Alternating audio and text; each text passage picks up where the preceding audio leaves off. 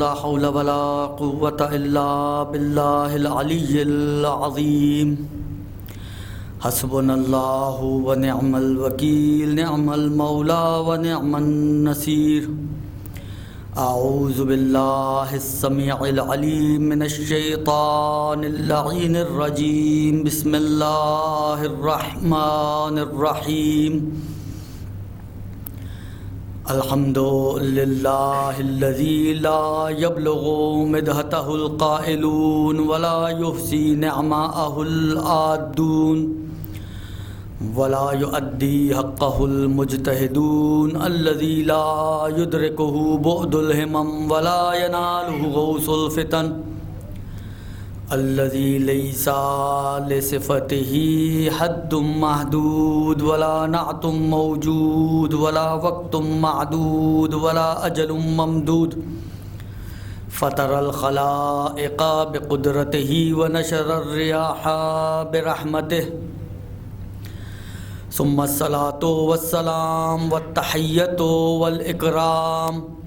على أشرف النبيين وخاتم المرسلين سيدنا ونبينا ومولانا أبي القاسم محمد صلى الله على محمد وعلى أهل بيته الطيبين الطاهرين المعصومين المظلومين الذين اذهب الله عنهم الرجس وطهرهم تطهيرا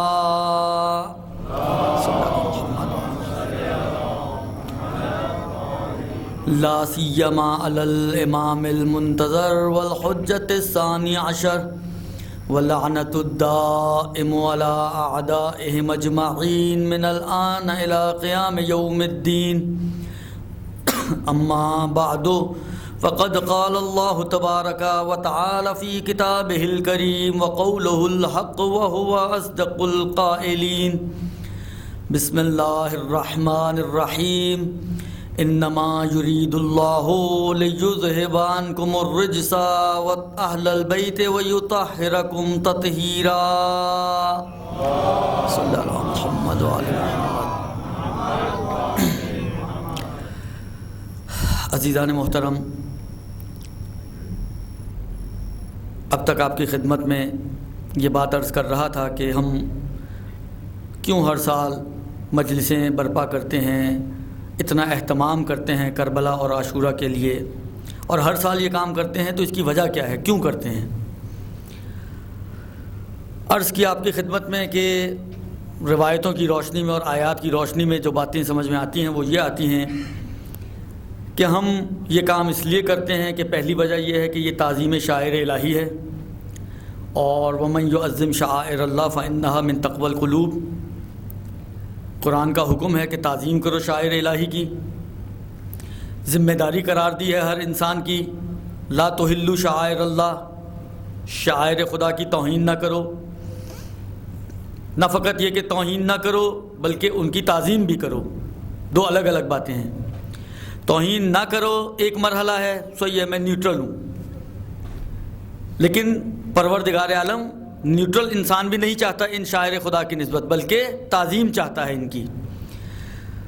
یہ ایک مطلب تھا جو آپ کی خدمت میں عرض کیا۔ دوسری وجہ جو آپ کی خدمت میں عرض کی، کل عرض کی،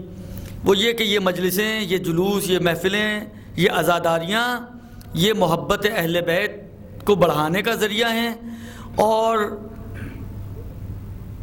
قرآن کی تعبیر کے مطابق مودت اہل بیت کی ادائیگی کا ذریعہ ہے۔ پروردگار عالم نے یہاں پر بھی تقاضا کیا ہے ہم سے اور تمام مومنین سے، تمام مسلمین سے اس بات کا تقاضا کیا گیا ہے کہ وہ مودت اہل بیت کو ادا کریں، تاکہ یہ ادائیگی مودت اہل بیت اجر رسالت کے طور پر قرار پا سکے۔ اگر کوئی ادا نہیں کرتا تو اس کا مطلب ہے کہ وہ اجر رسالت کا غاصب ہے۔ اگر کوئی مودت اہل بیت کو انجام نہیں دیتا تو اس کا مطلب یہ ہے کہ وہ اجر رسالت کو غصب کر رہا ہے۔ تو دوسری وجہ یہ تھی کہ جس کی وجہ سے ہم اتنا اہتمام کرتے ہیں ان مجلسوں اور ان محفلوں کو۔ آج ایک تیسری وجہ آپ کی خدمت میں بیان کروں گا، اور پھر انشاءاللہ العزیز ہم اگلے مرحلے میں داخل ہو جائیں گے۔ تیسری وجہ جو ان مجلسوں، ان عزاداریوں کو برقرار کرنے کی ہے وہ یہ ہے کہ یہ مجلسیں، یہ محفلیں، یہ جلوس، یہ ماتم، یہ ہمیں دشمنان اہل بیت سے نفرت سکھاتے ہیں، یہ دشمنان اہل بیت سے بیزاری کا ایک ذریعہ ہے، براءت کا ایک ذریعہ ہیں یہ مجلسیں اور محفلیں۔ اور اس کی وجہ روشن ہے اور واضح ہے کہ جب ان محفلوں میں اور ان مجلسوں میں دشمنان کا تذکرہ کیا جاتا ہے، دیکھیں ایک فطرت ہے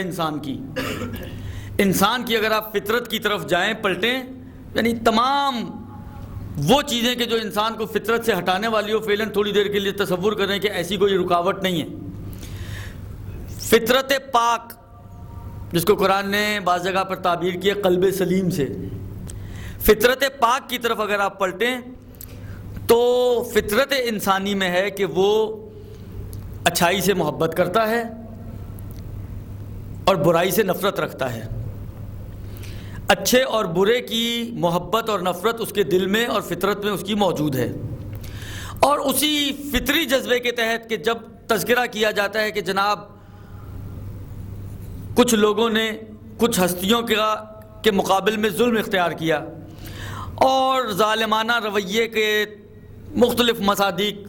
بیان ہوتے ہیں، جس کا سب سے اہم اور روشن اور واضح مصداق ہمارے پاس یہ کربلا کا میدان ہے کہ ایک طرف نواسہ رسول ہے، ایک طرف آئے تطہیر کا وارث ہے، ایک طرف آئے مودت میں شامل فرد ہے، ایک طرف آئے مباہلہ میں رسول کا گواہ بننے والا حسین ہے، اور اس کے مقابل میں یزید جو خود تاریخوں کے مطابق، اور شیعہ تاریخوں کی بات نہیں کر رہا، تاریخیں تو آپ کو معلوم ہے اکثر مورخین اہل سنت سے ہیں، اور خود تاریخوں کے مطابق اور اہل سنت کی کتابوں کے مطابق، اہل سنت کے علماء کے مطابق یزید کا کردار کیا تھا؟ شارب الخمر، شراب پینے والا، جوا کھیلنے والا، بندروں سے کھیلنے والا، اور مختلف چیزیں لکھی ہیں کہ فعلاً اس میں جانے کی اتنی ضرورت نہیں ہے۔ تو جب یہ دو کردار لوگوں کے اور جوانوں کے اور بچوں کے سامنے آتے ہیں اور وہ بچپن سے ان کو سنتے ہیں، تو آپ کا کیا خیال ہے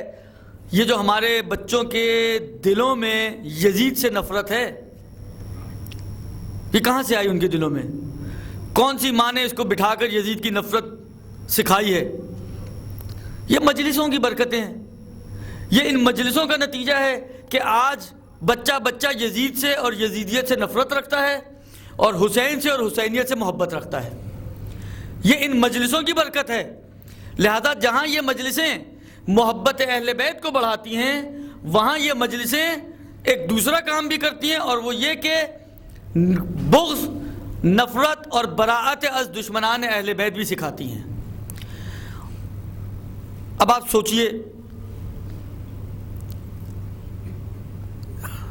جو مطلوب ہے شرعی اعتبار سے، شریعت کی بھی بات کر رہا ہوں اور عقل اور شعور کی بھی بات ہے، انسان کی عاطفہ عطوفت کی بھی بات ہے، جذبات کی بھی بات ہے، یعنی اگر آپ واقعاً غور کریں، عقل، شریعت، جذبات، یہ ساری چیزیں اس بات کا تقاضا کرتی ہیں کہ بہرحال دشمنان اہل بیت کی نسبت ہمارے دل میں ایک نفرت اور ایک بغض ہونا چاہیے۔ دیکھیے یہ دنیا ہے،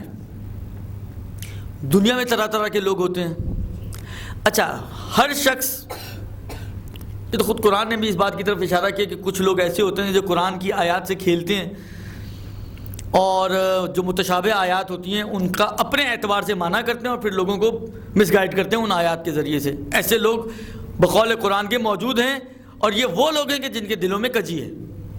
اور ایسے افراد کے جن کے دلوں میں کجی ہوتی ہے وہ صرف منحصر نہیں ہیں کہ پیغمبر کے زمانے میں تھے اور آئمہ کے زمانے میں نہیں تھے، آئمہ کے زمانے میں تھے، آئمہ کے بعد کے زمانے میں نہیں، یہ آج تک یہ افراد آپ کو ملیں گے کہ جو الفاظ سے کھیلتے ہیں اور الفاظ کے ذریعے لوگوں کو گمراہ کرتے ہیں۔ لہذا آج بھی ایسے افراد آپ کو مل جائیں گے، اسی کیونکہ دیکھیں ہمارے ایک سب سے بڑی جو مشکل جو اس معاشرے کی ہے ہماری، وہ یہ ہے کہ جہاں انسان تھوڑا پڑھ لکھ جاتا ہے، جہاں انسان کے پاس تھوڑا پیسہ آ جاتا ہے، اور اگر یہ دونوں چیزیں ایک ساتھ جمع ہو جائیں، پڑھا لکھا بھی ہو اور پیسے والا بھی ہو، تو یہ تو نور علی نور ہو جاتا ہے، تو وہ انٹلیکچوئل بن جاتا ہے. اور جیسے جیسے جتنا وہ انٹلیکچوئل ہوتا جاتا ہے، اتنا وہ یہ چاہتا ہے کہ خدا اور خدا کا رسول اور خدا کا دین اس کے پیچھے چلے، وہ خدا اور رسول کے پیچھے نہ چلے. لہذا وہ ہر چیز کا ایک اپنا تجزیہ و تحلیل، اپنے اعتبار سے ہر چیز کے رخ کو دیکھتا ہے اور پھر اسی رخ کو بیان بھی کرتا ہے. اور دیکھیں یہ بات آپ ہمیشہ یاد رکھیں کہ کوئی بھی بیان کرنے والا ہوتا ہے، جس چیز کو بھی جیسے بھی بیان کرے، کچھ نہ کچھ اس کے تائید کرنے والے آپ کو معاشرے میں، آپ اچھی بات بیان کریں، آپ مجھے یعنی آپ خود بتائیں کہ یزید سے بڑھ کر اس وقت معاشرے میں برا چہرہ آپ کس کا دکھا سکتے ہیں؟ جس نے کھلم کھلا وہ حرکت کی ہے کہ جو ایک عام مسلمان، تو ایک عام مسلمان اصلاً عیسائیوں، یہودیوں اور روم کے سفرا جو غیر مسلم سفرا ہوا کرتے تھے، وہ بھی آ کر اگر بیٹھتے ہیں یزید کے دربار میں اور اس کی یہ حرکتیں دیکھتے ہیں تو وہ ان سے بھی برداشت نہیں ہوتی ہیں. اتنا کھلم کھلا ظلم اس نے انجام دیا. مگر آپ کا کیا خیال ہے اس معاشرے میں یزید کو رضی اللہ کہنے والے موجود نہیں ہیں؟ یعنی اس جیسے چہرے کے پیچھے بھی کہنے والے نے ایک بڑی خوبصورت انداز میں ایک کہانی بنائی، اس کو پیش کر دیا، سننے والوں نے رضی اللہ کہہ دیا، اللہ اللہ خیر صلی اللہ، تو یزید بھی رضی اللہ ہو گیا. تو ہمارا تو یہ اس سے پہلے کا جھگڑا چلا آ رہا ہے، یہ کیسے ہو سکتا ہے کہ قاتل بھی رضی اللہ اور مقتول بھی رضی اللہ؟ یہ تو ہم پرانا جھگڑا ہمارا ایک چلا آ رہا ہے کہ قاتل بھی رضی اللہ، مقتول بھی رضی اللہ. یہ ہو کیسے سکتا ہے؟ بھئی جنگ کا مطلب ہی یہ ہوتا ہے کہ ایک طرف حق ہوگا، ایک طرف باطل ہوگا. جنگ کبھی بھی دونوں حق پر ہوں اور جنگ کریں، یہ نہیں ہو سکتا. جنگ کا مطلب ہی حق اور باطل کا ٹکراؤ ہے. جب ایک حق پر ہے ایک باطل پر ہے تو پھر یہ کیسے ممکن ہے کہ حق پر ہونے والا، تو چلے یہ تو معقول بات ہے نا کہ جو حق پر ہے وہ تو ہو رضی اللہ، اما جو باطل پر ہے وہ بھی رضی اللہ ہو جائے، یہ کیسے ہو سکتا ہے؟ وہ ایسے ہو سکتا ہے کہ جب یزید رضی اللہ ہو سکتا ہے تو پھر کوئی بھی رضی اللہ ہو سکتا ہے. ایک درود بھیج دیں محمد آل محمد پر.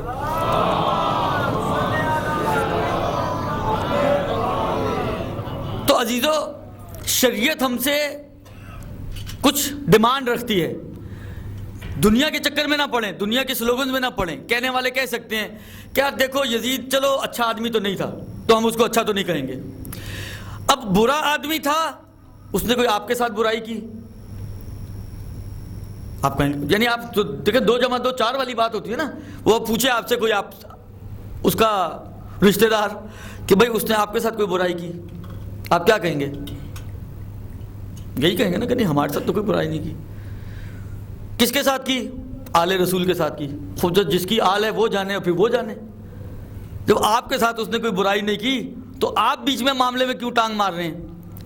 یہ جو باتیں ہو رہی ہیں میں وہ آپ کی خدمت میں عرض کر رہا ہوں کیونکہ میں ایک نتیجے تک آپ کو لے کے جانا چاہ رہا ہوں. اگر آپ لوگ ساتھ ہیں تو ایک مل کے درود بھیج دیں محمد آل محمد پر.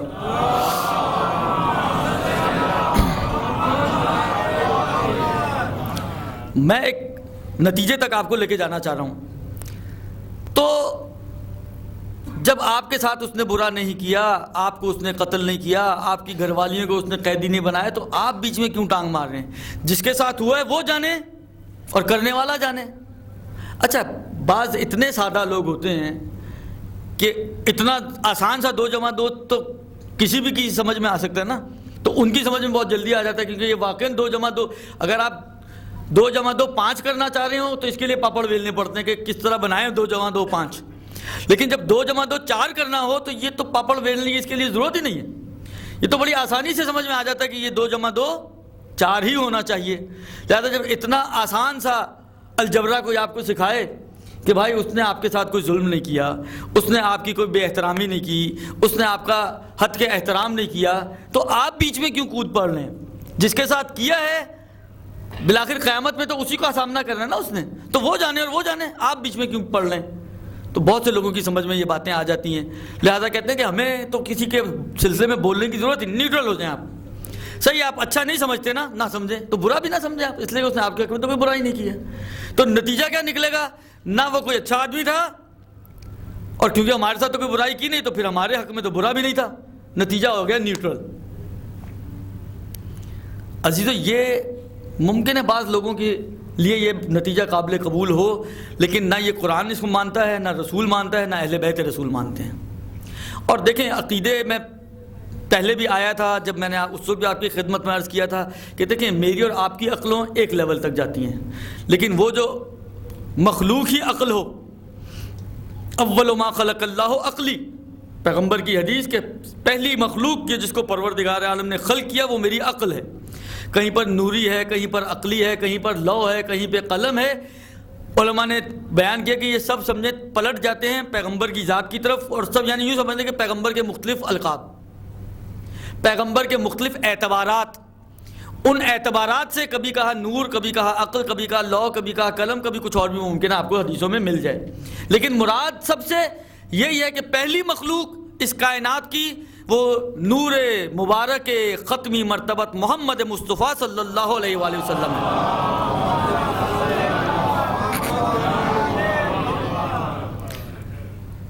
تو جس کا وجود ہی عقل ہو، جو عقل کل ہو، اور پھر اسی سے نفس رسول نکلا ہو، اور اسی سے باقی ائمہ نکلے ہوں، اسی نور سے نکلے ہوں، کلہم من نور واحد ہوں، تو ان کی عقلیں کہاں اور میری اور آپ کی عقلیں کہاں؟ تو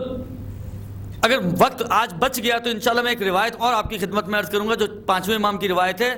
اور روایت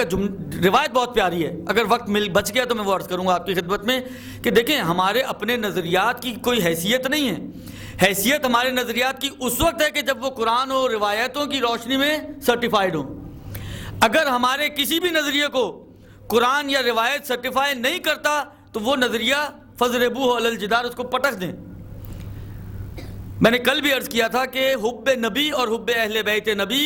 ایسی ہونی چاہیے ہمارے دل میں کہ ان کے کلام کے مقابل میں، ان کے کلمات کے مقابل میں، ان کے فرامین کے مقابل میں ہماری عقلیں استعمال نہ ہوں۔ جہاں پر ہمیں پتہ چل جائے کہ یہ ہمارے رسول کا فرمان ہے، یہ ہمارے ائمہ کا فرمان ہے،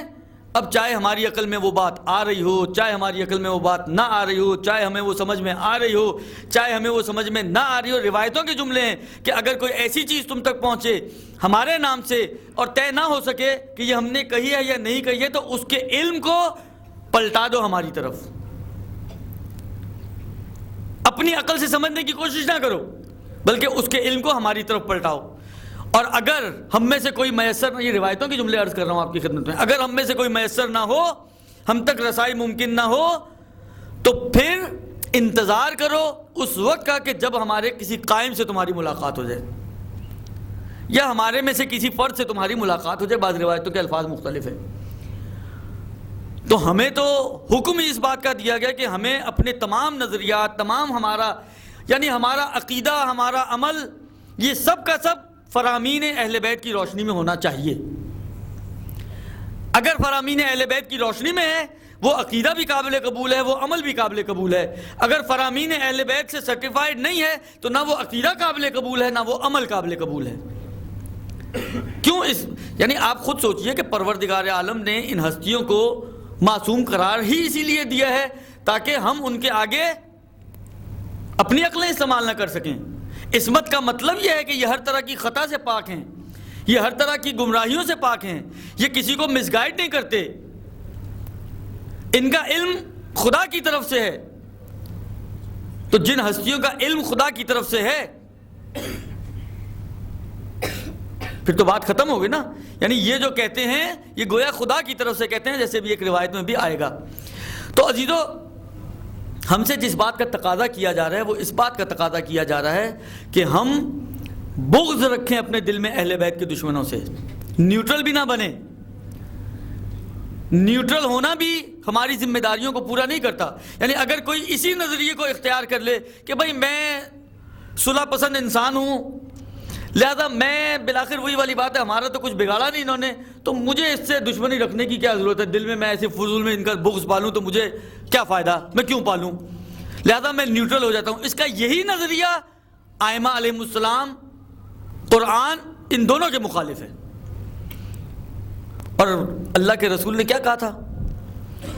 اللہ کے رسول نے ایک نہیں جو اس وقت میرے ذہن میں تقریباً 7 مقامات پر یہ جملہ تکرار کیا اللہ کے رسول نے کہ انی تارک فیکم الثقلین کتاب اللہ و عطرتی اہل بیتی ما ان تمسکتم بہما لن تضلوا بعدی ابدا، میں تمہارے لیے قرآن اور اپنی اہل بیت جو دونوں انتہائی گراں قدر ہیں ان 2 چیزوں کو چھوڑے جا رہا ہوں، جب تک ان دونوں سے متمسک رہو گے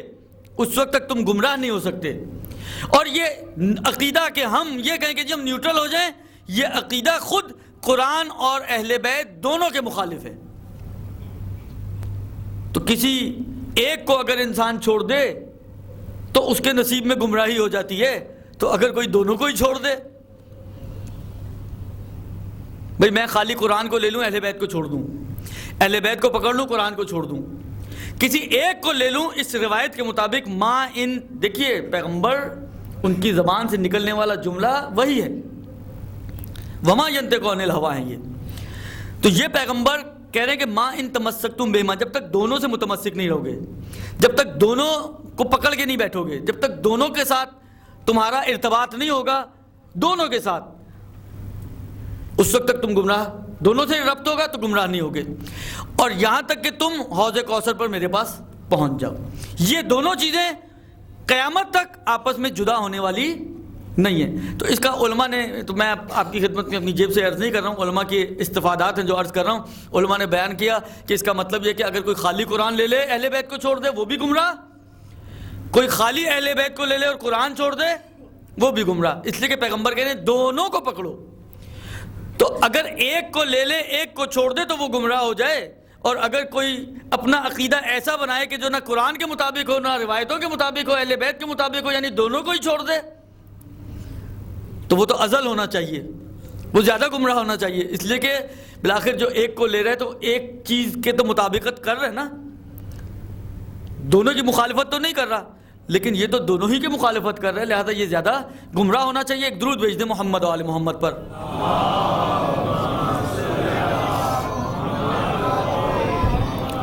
تو عزیزو، یعنی بغض رکھنا ضروری ہے، اور میں نے کہا نا کہ فطرت بھی ہے انسان کی، فطری جذبہ ہے یہ کہ جب انسان کو پتہ چلتا ہے کہ اس نے ظلم کیا ہے، ایک عام انسان پر ظلم کرنے والے شخص کو لوگ ناپسند کرتے ہیں۔ آپ کے سامنے اس وقت تو میڈیا پہ جو خبریں آتی ہیں وہ تو ماشاءاللہ ہوتی ہی ہیں، اس نے اس کو کل بھی خبریں چل رہی تھیں، پتہ نہیں کراچی میں کسی خاتون کے اوپر تشدد کر دیا کسی گارڈ نے، اور اس کو پکڑ لیا گیا۔ کیوں پکڑ لیا؟ اس لیے کہ ظلم کیا اس کے اوپر۔ جب ظلم کیا تو میڈیا بھی اچھال رہا ہے اس کو، لوگ بھی اس کو برا بلا کہتے ہیں کہ یار اس نے مثلا ایک عورت کے اوپر ہاتھ اٹھایا، اس نے عورت کے اوپر ظلم کیا، یعنی ایک عام سی عورت کے اوپر اگر کوئی ظلم کرے تو یہ برا فعل ہے۔ تو آپ سوچیں کوئی ایسی خاتون ہو اس کائنات میں، اس کائنات میں کوئی ایسی خاتون ہو کہ کوئی دوسری خاتون اس کا مقابلہ نہ کر سکے، جو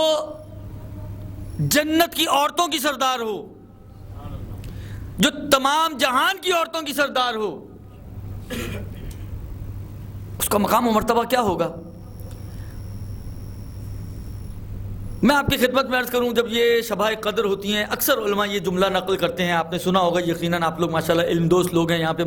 محفلیں مجلسیں سب کچھ بہت ہوتا ہے، تو یقیناً آپ نے سنا ہوگا، میں یاد دہانی کے لیے تکرار کر رہا ہوں، باتیں تو ساری آپ کے ذہنوں میں ہوں گی۔ چھٹے امام کی ایک روایت نقل کی جاتی ہے سورہ قدر کی تفسیر میں، یہ تو بالکل ابتدائی جملہ ہے نا، وما ادراک ما لیلۃ القدر، اس جملے کی تفسیر میں چھٹے امام جعفر الصادق علیہ الصلوۃ والسلام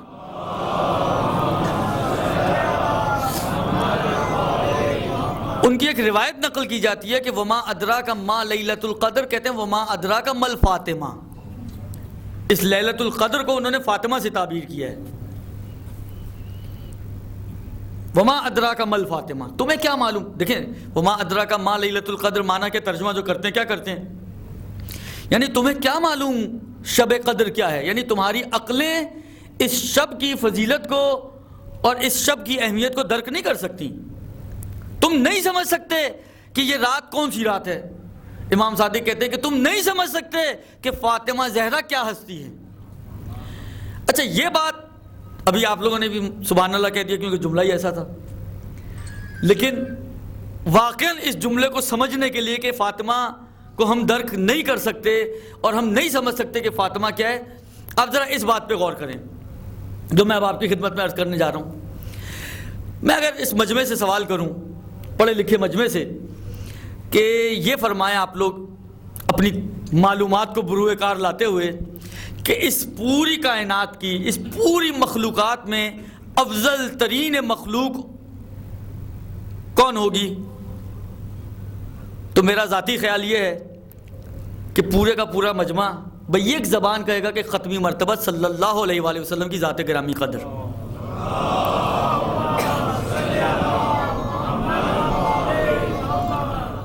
ہے کسی کو اختلاف؟ نہیں ہے نا کسی کو اختلاف؟ اختلافی مسئلہ بھی نہیں ہے، یہ تو اجماع شیعہ و سنی، کم ایسے مسئلے ہوں گے جہاں پہ سب کا اجماع ہو، ان میں سے ایک یہ ہے کہ افضل ترین ہستی اس کائنات کی تمام مخلوقات میں اگر کوئی ہے تو وہ ختمی مرتبت کی ذات گرامی قدر ہے۔ حتیٰ ہم شیعہ کہ جو اپنی تشیع پہ فخر کرتے ہیں الحمدللہ، ہم شیعہ امیر المومنین کے بہت فضائل بیان کرتے ہیں۔ ایک اعتراض یہی کیا جاتا ہے کہ یار یہ علی کے تو اتنے فضائل بیان کرتے ہیں مگر رسول کو تو کچھ مانتے ہی نہیں ہیں لوگ، تو ہمارا ایک ہی جملہ رسول کی عظمت کو بیان کرنے کے لیے کافی ہے کہ یہ جس علی کے ہم فضائل بیان کرتے ہیں، علی اپنے تمام تر فضیلتوں کے ساتھ یہ کہتا ہوا نظر آتا ہے کہ انا عبد من عبید محمد، میں محمد کے غلاموں میں سے غلام ہوں۔ تو یہی محمد کی عظمت کے لیے کافی ہے کہ جس کے غلاموں میں علی جیسا غلام موجود ہو، تو جس کا غلام ایسا ہوگا اس کا مولا کیسا ہوگا۔ یہ محمد عربی کی عظمت کے لیے صرف ایک جملہ ہی کافی ہے، ہمیں الگ سے پیغمبر کے فضائل بیان کرنے کی ضرورت ہی نہیں پڑتی۔ اس کے بعد یہی ایک جملہ پیغمبر کی فضیلت کو بیان کرنے کے لیے بہت ہوتا ہے۔ تو افضل ترین مخلوق اس کائنات کی ختمی مرتبت بے اجماع امت مسلمہ، مسلمانوں کا کوئی بھی فرقہ ہو، سب کے مطابق افضل ترین پیغمبر کی ہستی ہے، جس پیغمبر کو پروردگار عالم آیت تطہیر کے ذریعے اس کی عصمت کی گواہی دے رہا ہے، اور جس پیغمبر کی سورہ والنجم کی ابتدائی آیتوں کے ذریعے اس کی زبان کی سچائی کی تصدیق کر رہا ہے۔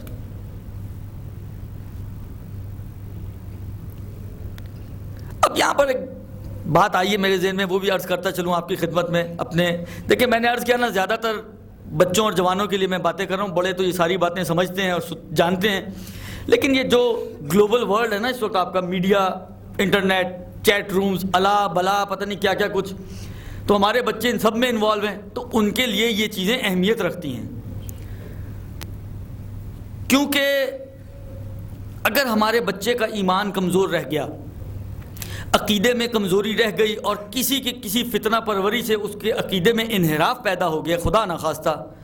تو یقین مانیں ہم نے بہت بڑا نقصان کر دیا اپنا، اتنا بڑا نقصان کیا کہ میں یہ سمجھتا ہوں کہ اس نقصان کی تلافی ممکن نہیں ہے۔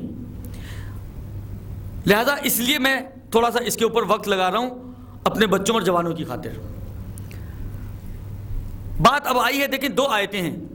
ایک آیت تطہیر ہے جو رسول کی طہارت کی گواہی دے رہی ہے، رسول بھی اس میں شامل ہیں چادر میں،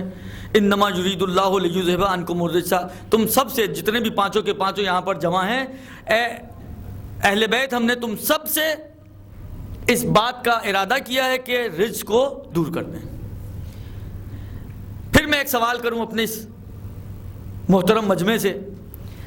کہ یہ جو پروردگار عالم عصمت کی بات کر رہا ہے ان پانچ کی،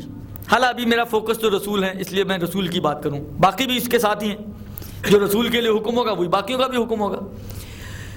اگر میں آپ سے یہ سوال کروں کہ یہ جو آیت تطہیر ہے جو عصمت کی بات کر رہی ہے، کیا رسول کی زبان کی سچائی کو ثابت کرتی ہے یا نہیں کرتی؟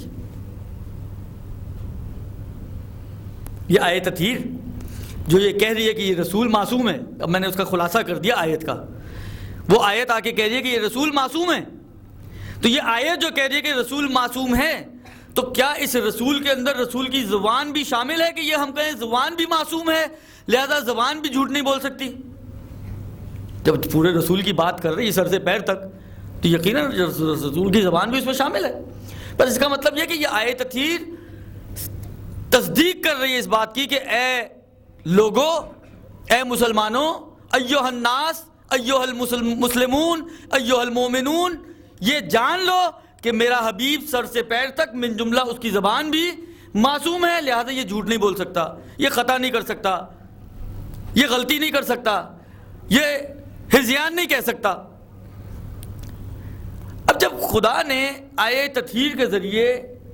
تصدیق کر دی تھی کہ یہ زبان معصوم زبان ہے، تو اس کے بعد کیا ضرورت رہتی تھی کوئی کہ والنجم اذا ہوا کہہ کے اور وما ینطق عن الہوا کہہ کے ایک مرتبہ پھر دوبارہ خاص زبان کی بات کرتا؟ وما ینطق نطق کی بات ہو رہی ہے نا۔ آیا اس آیے تطہیر کے بعد کوئی گنجائش باقی بچتی ہے کہ اللہ کا پیغام آتا کہ اے لوگوں یہ بھی جان لو کہ یہ میرا حبیب وما ینطق عن الہوا ان ہوا الا وحی یوحی، یہ اپنی ہوائے نفس کے ذریعے اپنی خواہشات کے تابع ہو کے کچھ نہیں بولتا، یہ جو بولے گا یہ وحی الہی ہوگا۔ اس کی کوئی ضرورت باقی بچتی تھی؟ غور کر رہے ہیں آپ لوگ؟ توجہ ہے آپ لوگوں کی؟ یعنی اگر ظاہری طور پر دیکھیں تو میرا نہیں خیال کہ اس کی ضرورت ہو۔ بھئی آپ نے جب ایک آیت کے ذریعے پورے وجود کی تصدیق کر دی تو اسی وجود میں زبان بھی شامل ہے، لیکن اس کے باوجود زبان کی الگ سے تصدیق کی، تو شاید اس کی وجہ یہ رہی ہو کہ پروردگار عالم دیکھ رہا ہے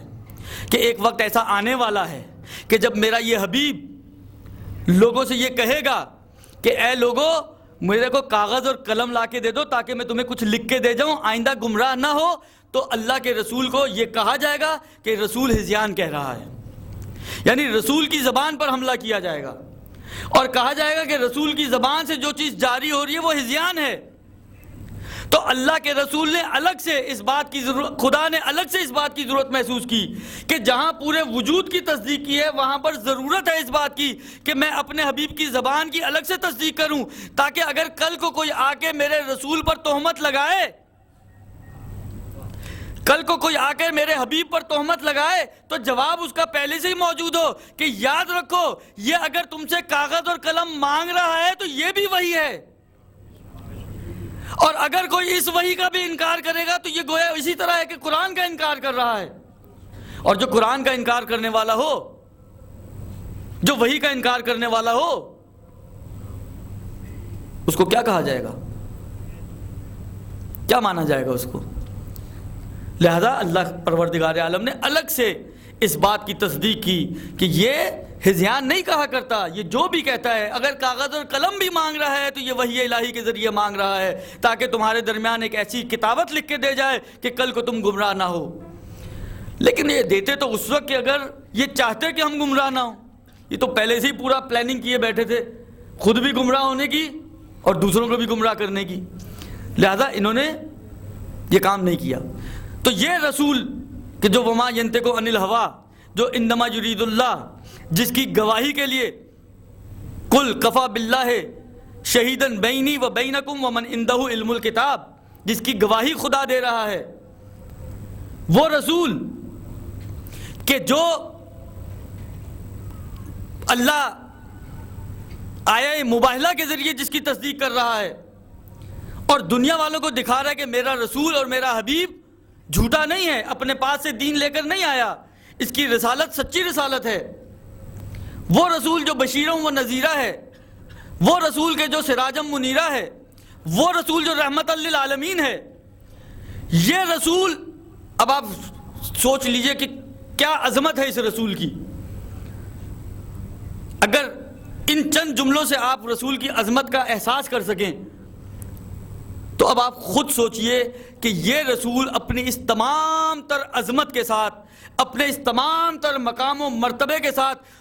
جب فاطمہ زہرا گھر میں تشریف لایا کرتی تھی تو پورے کھڑے ہو جایا کرتے تھے۔ یہ رسول اپنی اس تمام تر عظمتوں کے ساتھ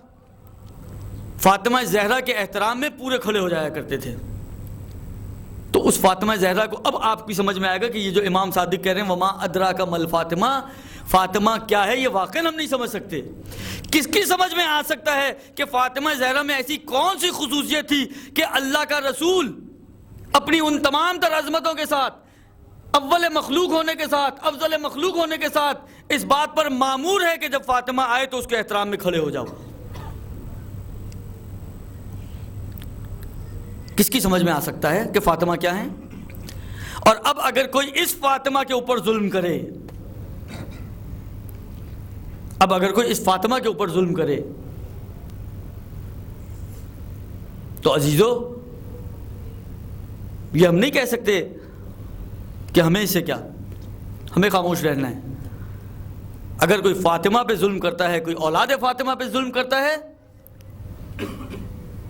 تو اس ظالم کو اس کا حق ملنا چاہیے، اس ظالم کو اس کا حق ملنا چاہیے۔ لہذا میں آپ کی خدمت میں عرض کروں، روایتیں ہیں، عجیب روایتیں، اور قرآن بھی اس کی تصدیق کرتا ہے۔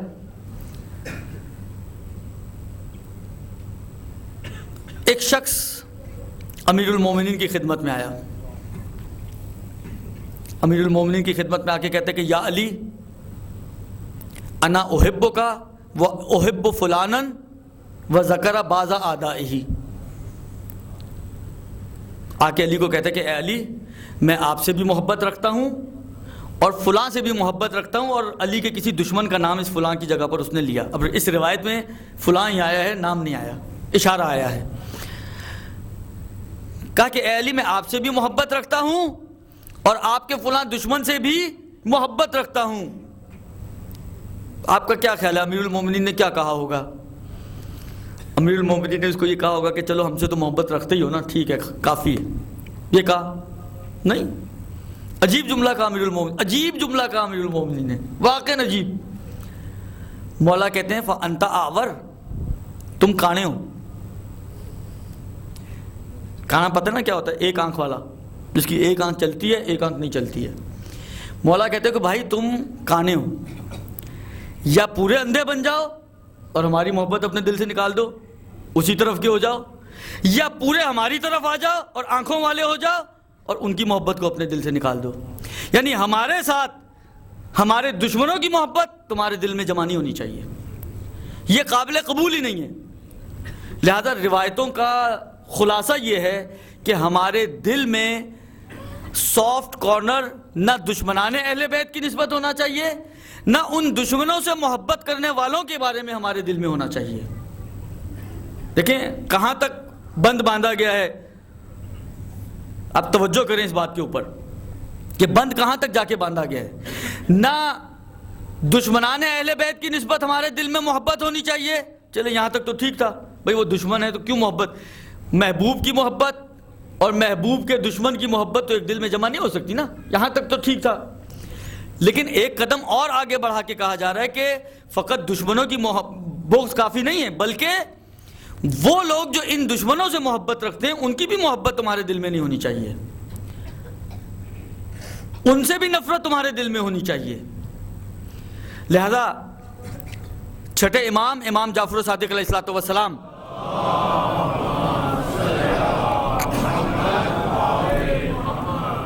ان کی خدمت میں ایک شخص آتا ہے اور آ کے کہتا ہے کہ ابن رسول اللہ، اے فرزند رسول، ان فلانا یوالیکم ولکن یضعف عن البراءۃ من عدوکم۔ جملہ عجیب ہے۔ چھٹے امام سے آ کے یہ شخص کہتا ہے کہ فلاں آدمی، کسی کا نام لیا اس نے، یہاں پہ بھی اشارہ یہ نام نہیں ہے، فلاں آدمی آپ سے محبت رکھتا ہے، آپ کی ولایت کو مانتا ہے، آپ کو مانتا ہے، محب ہے، آپ کا چاہنے والا ہے، آپ کا ماننے والا ہے فلاں شخص۔ یوالیکم، آپ کی ولایت کو اور آپ کی محبت کو اپنے دل میں رکھتا ہے، ولیکن یضعف عن البراءۃ من عدوکم، لیکن اس کی براءت والا جو پہلو ہے وہ کمزور ہے۔ آپ کے دشمنوں سے براءت کرنے میں، اب دیکھیں جملہ تو یہی ہے، وَيَضْعَفُ عَنِ الْبَرَاءَةِ مِنْ عَدُوِّكُمْ، آپ کے دشمنوں سے براءت کرنے میں کمزور ہے۔ اب میں سمجھانے کے لیے اس کا معنی مختلف انداز سے کر رہا ہوں تاکہ بچوں اور دوستوں کی سمجھ میں یہ مطلب آ جائے کہ یہ آپ کے دشمنوں سے براءت اختیار کرنے میں کمزور ہے، جھجکتا ہے، گھبراتا ہے، پس و پیش سے کام لیتا ہے، اب جس طرح سے بھی آپ اس کو تعبیر کرنا چاہیں، یہ آپ کے دشمنوں سے براعت اختیار کرنے میں پس و پیش سے کام لیتا ہے۔ جملہ سنیں گے چھٹے امام نے کیا کہا؟ چھٹے امام فرماتے ہیں ہیہات۔ یہ ہیہات کا لفظ تو آپ لوگوں کے لیے بہت آشنا ہے، دعائے کمیل میں بھی آپ سنتے ہیں، آج کل نعرے بھی آپ سنتے ہیں، ہیہات من الذلہ۔ ہیہات یعنی دور ہے، یہ بہت دور ہے یہ بندہ بھی ایمان سے۔ ہیہات کذبا، پھر امام نے فقط ہیہات پہ اکتفا نہیں کیا، کذب من ادعا محبتنا، جھوٹا ہے یہ شخص، جھوٹا یعنی جھٹلا رہے ہیں۔ مولا کہہ رہے ہیں کہ یہ شخص جھوٹ بول رہا ہے کہ جو ہماری محبت کا تو دعویٰ کرتا ہے مگر ہمارے دشمنوں سے برات اختیار نہیں کرتا۔ یعنی بغیر، یعنی اس روایت کو اگر آپ لیں تو نتیجہ کیا نکلا؟ اس روایت کو بھی لے لیں، پچھلی امیر المومنین والی روایت کو بھی لے لیں، کیا نتیجہ نکلتا ہے؟ دونوں کا نتیجہ سملر ہے، اور وہ نتیجہ یہ ہے کہ دیکھیں براعت اگر اختیار نہیں کرتا کوئی شخص تو نہ فقط یہ کہ اس کا ایمان کمزور ہے بلکہ اس کا ایمان قبول ہی نہیں ہے۔ یعنی امیر المومنین ہوں یا چھٹے امام ہوں یا باقی ائمہ ہوں، یہ اس ایمان کو قبول کرنے کے لیے تیار ہی نہیں، لہذا امام کہہ رہے ہیں جھوٹ بول رہے شخص، یہ جو ہماری محبت کے دعوے دار ہے اور ہمارے دشمنوں سے براعت اختیار نہیں کرتا، یہ جھوٹا ہے کہ یہ ہم سے محبت کرتا ہے، یعنی اس کا ایمان قبول نہیں ہے۔ امام اس کے ایمان کو نہیں مان رہے کہ یہ مومن آدمی ہے۔ ایمان بنے گا ہی اسی وقت کہ جب آپ کے دل میں ایک طرف سے محبت اہل بیت ہو اور دوسری طرف سے دشمنان اہل بیت کی نسبت بغض ہو اور ان سے براعت اختیار کریں۔ ایک درود بھیج دیں محمد و آل محمد پر۔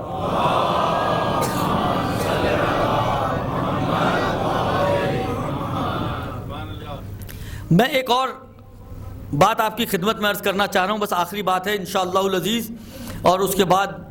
چند جملے مصائب کے اور آپ کی زحمت تمام، کیونکہ میں اب پوری کوشش یہ کروں گا کہ وقت پر آپ لوگوں کی زحمت کو تمام کر دیا کروں، پہلے دن والا حال نہ ہو آپ لوگوں کے ساتھ، کیونکہ دیکھیں میں تو فارغ ہوں، میں تو 2 گھنٹے بھی بول سکتا ہوں، لیکن آپ لوگوں کا صبح کام کاج بالآخر جو کچھ بھی ہے، ویسے تو آج شب جمعہ ظاہراً۔ خوب، عرض خدمت یہ ہے کہ بہت ہی مشہور و معروف روایت، اتنی مشہور و معروف روایت کہ شاید ہمارے بچوں کو یاد ہو، میں اس کی پوری تشریح آج نہیں کروں گا، پھر کسی موقع پہ یا پھر کسی مجلس میں صرف ایک چھوٹا سے مطلب کا استفادہ کرنا چاہتا ہوں۔ دیکھیے، رسول نے اہل بیت کی جب شان بیان کی ہے اور اہل بیت کی خصوصیات بیان کی ہیں، مختلف تعبیرات اہل بیت کے لیے آئی ہیں، یعنی کبھی واقعاً وہ تعبیرات اگر موقع ملے، وقت ملے، آپ کی خدمت میں عرض کروں کہ کیا کیا تعبیرات پیغمبر نے اہل بیت کے لیے استعمال کی ہیں اور ان سے کس کس بات کی طرف پیغمبر کا اشارہ ہے اور کیا استفادہ پیغمبر کروانا چاہتے ہیں۔ لیکن یہ تو بہت مشہور و معروف تعبیر ہے کہ اللہ کے رسول نے اپنے اہل بیت کے بارے میں کہا کہ مثل اہل بیتی کا مثل سفینۃ نوح، میرے اہل بیت کی مثال کشتی نوح کی سی ہے، فمن دخلا فمن رکبا نجا، جو اس پہ سوار ہو گیا نجات پا گیا، ومن تخلف عنہا غرقا وہوا، اور جو اس سے روگردان ہو گیا تو وہ گمراہ بھی ہو گیا اور وہ ہلاک بھی ہو گیا۔ یہ اللہ کے رسول کا واضح بیان جو شیعہ سنی علماء نے نقل کیا ہے اور اس حدیث کو مانا ہے، یہ متفقن علیہ حدیث ہے، شیعہ اور سنی علماء نے اس حدیث کو مانا ہے کہ اللہ کے رسول نے اہل بیت کی نسبت یہ بات کہی کہ یہ سفینہ نوح کی طرح ہیں، جو ان میں سوار ہو جائے گا وہ نجات پا جائے گا، جو ان سے روگردان ہو جائے گا وہ ہلاک بھی ہو جائے گا اور وہ گمراہ بھی ہو جائے گا۔ اب میں نے کہا نا، میں ابھی اس کی زیادہ وضاحتوں میں نہیں جانا چاہتا، کہیں پھر وہ پہلے دن والا حال نہ ہو جائے۔ میں صرف ایک جملہ آپ کی خدمت میں عرض کرنا چاہتا ہوں کیونکہ یہ بات چل رہی ہے، اسی سے ریلیٹڈ ہے، اس لیے میں اس ٹکڑے کو یہاں لے کر آیا ہوں۔ دیکھیں، کشتی سمندر میں چلتی ہے، پانی میں چلتی ہے، دریاؤں میں چلتی ہے، درست؟ صحرا پہ تو نہیں چلتی کشتی۔ اچھا، کشتی چلنے، اب میں نے کہا نا کہ اس کے اندر مطالب بہت ہیں، خود اس ایک حدیث کے اندر بہت سارا مطلب موجود ہے کہ جو وضاحت کی جا سکتی ہے، لیکن چھوڑ رہا ہوں میں۔ جب کشتی پانی میں ہو، جب کشتی پانی میں ہو تو یہ پانی پہ جب چلتی ہے تو کب چلتی ہے، کب یہ غرق نہیں ہوتی؟ یہ اس وقت چلتی ہے اور غرق نہیں ہوتی کہ جب اس کشتی میں کوئی سوراخ نہ ہو۔ اگر کشتی میں سوراخ ہو جائے، آپ دریا میں جا رہے ہوں، اس طرح حضرت خضر کے قصے میں ہے، دریا میں جا رہے ہوں آپ اور کوئی کشتی میں سوراخ کر دے تو کیا حال ہوگا کشتی کا؟ پانی، اب سوراخ کے اوپر ڈپینڈ کرتا ہے کتنا بڑا سوراخ ہوا ہے، تو اس سپیڈ سے پانی اندر آئے گا، اور پانی اندر آنے کا نتیجہ یہ ہوگا کہ جیسے جیسے پانی اندر کشتی کے، ویسے ویسے کشتی پانی کے اندر، یہ ہوگا نا، ایسے ہی ہوتا نا. تو پانی کشتی کے اندر اور کشتی پانی کے اندر، نتیجہ یہ نکلے گا. تو سوراخ نہیں ہونا چاہیے کشتی میں. کشتی کی نجات اس وقت ہے، یا کشتی نجات دہندہ اس وقت ہے کہ جب اس کشتی میں سوراخ نہ ہو. اگر کشتی میں سوراخ ہو گیا تو چاہے وہ کشتی سفینہ نوح کیوں نہ ہو وہ بھی غرق ہو جائے گی اگر سوراخ ہو گیا. اگر معجزہ نہ ہو تو خدا بچانا چاہے تو سوراخ یا پھٹی ہوئی کشتی کو بھی بچا دے، وہ تو خدا کی قدرت ہے. لیکن ابھی میں نارمل طریقے کی بات کر رہا ہوں کہ نارمل حالات میں کشتی پانی میں اسی وقت باقی رہ سکتی ہے جب اس میں سوراخ نہ ہو اور اس کے اندر پانی نہ آ جائے. اب اللہ کے رسول نے اہل بیت کو کشتی نوح سے تعبیر کی ہے، تو یہ کشتی اس وقت تک نجات کی ضامن ہے جب تک اس کشتی میں سوراخ نہ ہو جائے. اور یاد رکھیں کہ اگر اس کشتی میں سوراخ ہو گیا تو یہ کشتی بھی عین ممکن ہے دیر سے صحیح لیکن غرق ہو جائے گی. یہ ہو سکتا ہے کہ کشتی سوراخ کم ہو تو کشتی تھوڑا دیر سے غرق ہوگی، سوراخ بڑا ہوگا جلدی پانی اندر آ جائے گا، کشتی جلدی غرق ہو جائے گی. لیکن کشتی میں سوراخ ہوا تو پھر ضمانت نہیں ہے اس بات کی کہ آپ باقی رہ سکیں. سمجھ میں آ رہی ہے بات؟ اگر کشتی میں سوراخ ہو گیا تو پھر ضمانت نہیں ہے اس بات کی کہ آپ باقی رہ سکیں. تو عزیزو، کشتی اہل بیت بھی اس وقت تک ضامن نجات ہے. یہ میں انہی روایتوں کی روشنی میں عرض کر رہا ہوں جو بات کہنے جا رہا ہوں. یہ کشتی اہل بیت اسی وقت تک ضامن نجات ہے کہ جب تک اس کشتی میں سوراخ نہ ہو. اور اس کشتی کا سوراخ کیا ہے؟ اس کشتی کا سوراخ یہ کہ ہم اپنے دل میں دشمنان اہل بیت کی محبت کے لیے سوراخ چھوڑ دیں.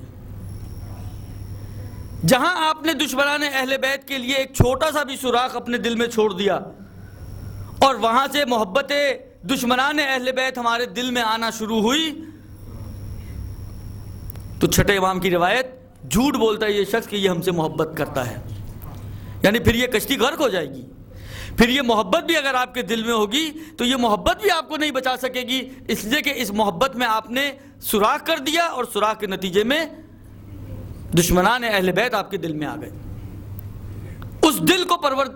میں نے کہا نا کہ نہ روایتیں قبول کرتی ہیں نہ پروردگار عالم قبول کرتا ہے. اب آخری بات کہہ رہا ہوں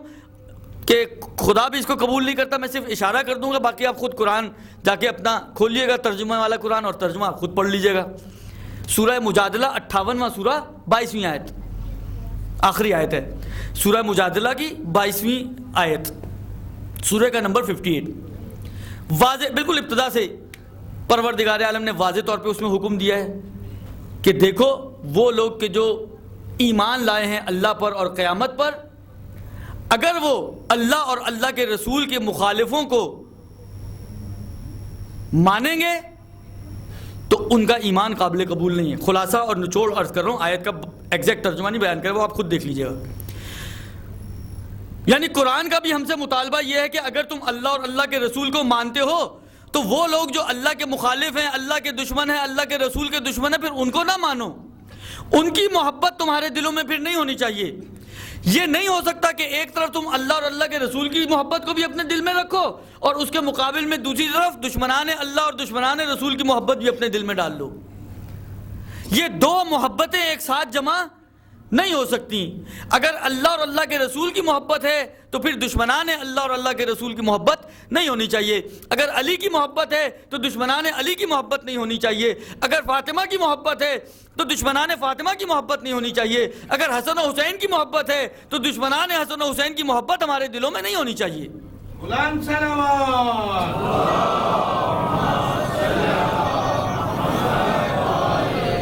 بیوی کے قاتلوں پہ لعنت. یہ محبتیں ہمارے دلوں میں نہیں ہونی چاہیے. نفرت ہونی چاہیے ہمارے دلوں میں. جو میں نے تھوڑا سا مقام جناب زہرا بیان کرنے کی، ظاہری بات ہے یہ تو سورج کو چراغ جلانے کے مترادف ہے، میں کیا اور میری قدرت اور طاقت کیا، جو روایتوں میں اور علماء نے جو زحمتیں اٹھائی ہیں وہ آپ کی خدمت میں نقل کر رہا ہوں صرف،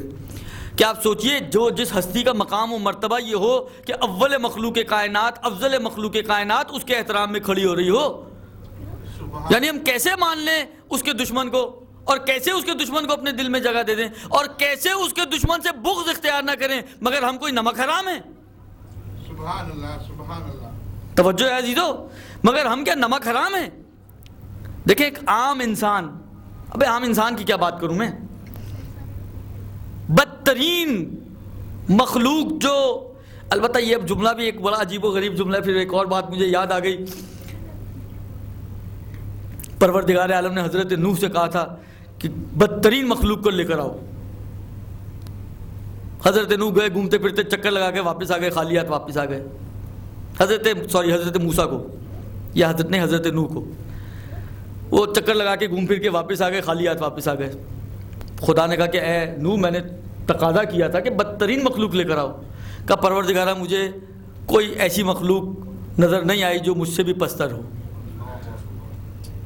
حتیٰ وہ ایک مردار کے پاس، کتے کے مردار کے پاس سے گزرے تھے، لہذا خدا نے کہا کہ اگر تم اس مردار کو بھی لے آتے تو تمہاری نبوت ختم کر دیتا میں.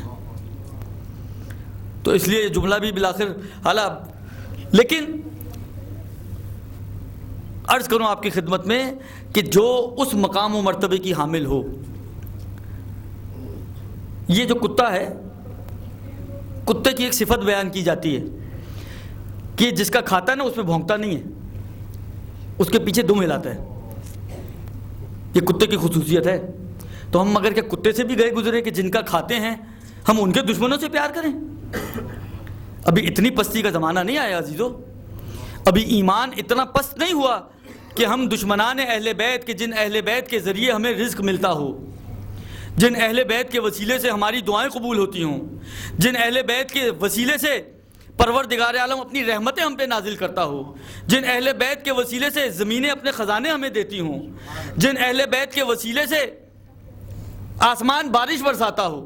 یعنی واقعاً جن میں ایک جملے میں اگر خلاصہ کر دوں، جن اہل بیت کے صدقے میں یہ پوری کائنات چل رہی ہو، بلند صلوات.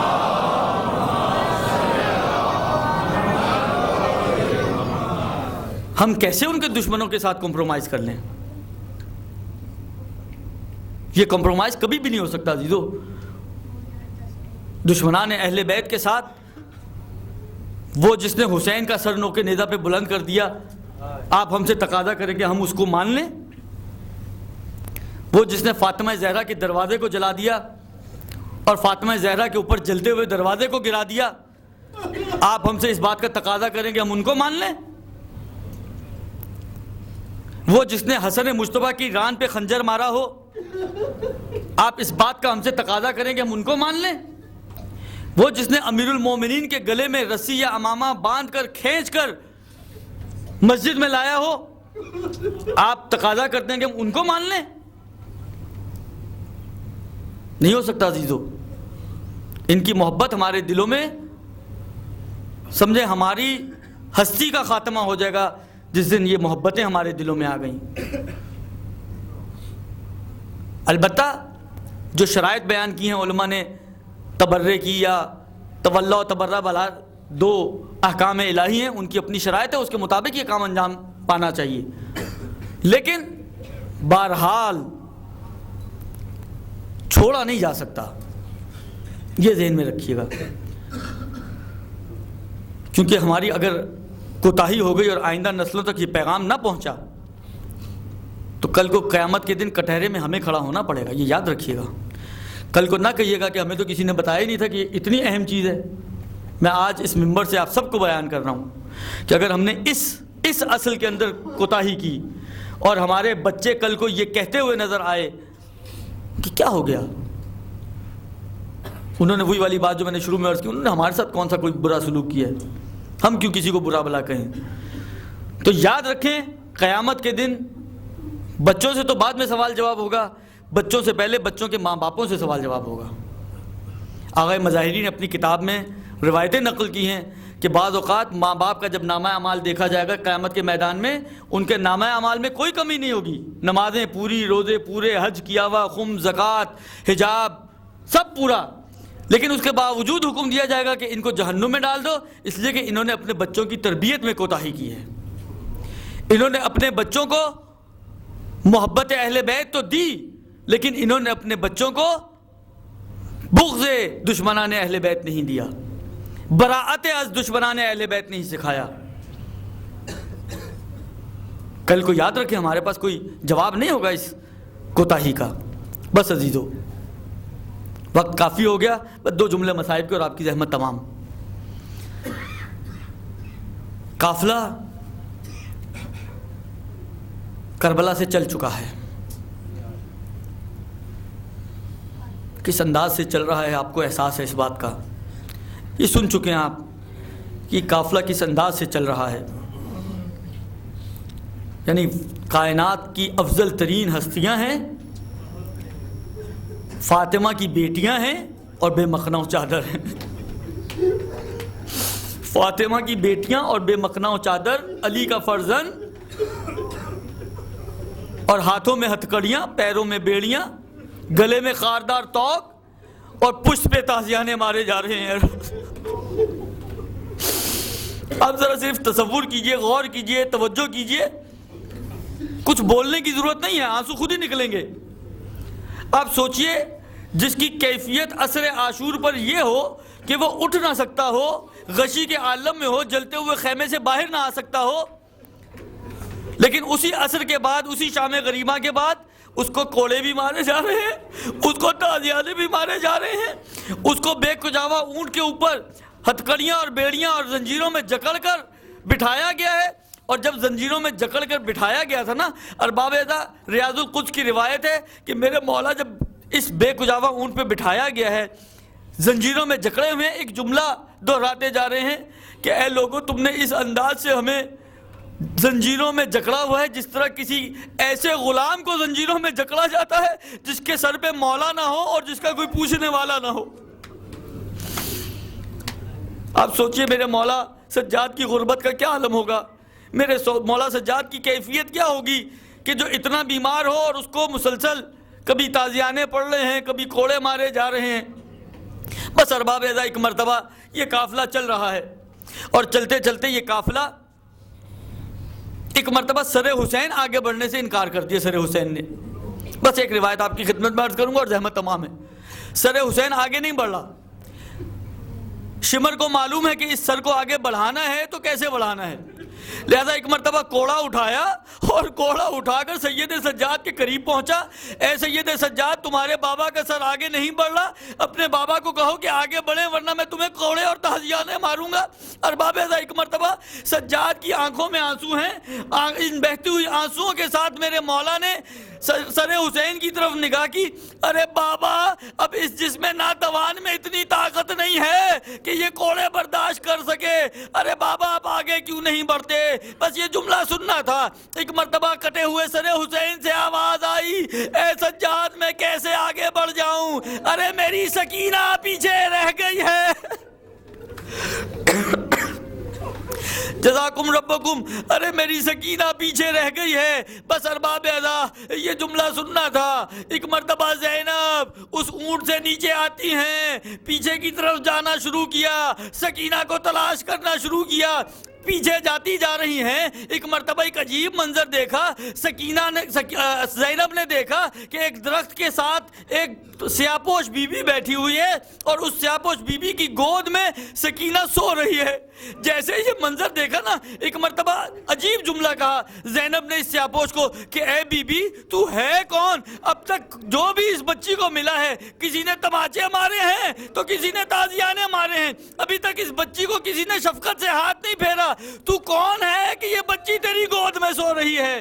بس ارباب ازا، ایک مرتبہ یہ جملہ سننا تھا۔ اس سیاپوش بی بی کی آواز آئی کہ اے بیٹی زینب، ارے تو نے اپنی ماں کو نہیں پہچانا. ارے تیری دکھیاری ماں جب سے تم لوگ مدینے سے نکلے ہو, ارے فاطمہ زہرا اپنی قبر سے جنت سے تمہارے ساتھ ساتھ چلتی آ رہی ہے. ارے میں تمہاری ماں فاطمہ زہرا. اللہ ولعنت اللہ علی القوم الظالمین وسيعلم الذین ظلموا ای منقلب ینقلبون. انا للہ و انا الیہ راجعون. پروردگارہ تجھے محمد و آل محمد کا واسطہ ہمارے اس قلیل سے توسل کو اپنی بارگاہ میں قبول فرما. بحق محمد و آل محمد جہاں کہیں بھی مومن و مومنات موجود ہیں, پریشان حال ہیں, تمام مومن و مومنات کی خاص طور پہ حاضرین محفل کی تمام پریشانیوں کو دور فرما.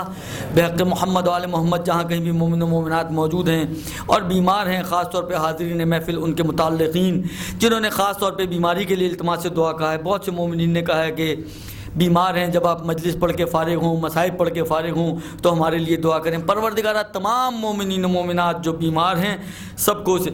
صحت کاملہ اور عاجلہ عطا فرما. بحق محمد و آل محمد جہاں کہیں بھی مومنین پر ظلم ہو رہے ہوں ان مظالم سے مومنین کو نجات عطا فرما. دشمنان دین و اسلام اگر قابل ہدایت نہ ہو تو نیست و نابود فرما دے, اگر قابل ہدایت ہو تو ہدایت کے اسباب جلد از جلد مہیا فرما. پروردگارہ بحق محمد و آل محمد حوزات علمیہ اور مراجع نظام کی حفاظت فرما. ہم سب کو امام کے اعوان و انصار میں سے قرار دے, امام کے ظہور میں تعجیل فرما. ربنا تقبل منا انک انت السمیع الدعاء برحمتک یا ارحم الراحمین.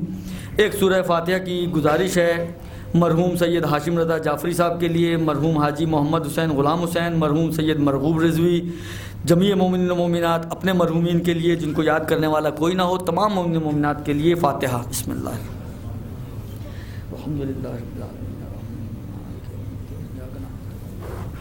الصراط المستقیم صراط الذین انعمت علیہم غیر المغضوب علیہم ولا الضالین.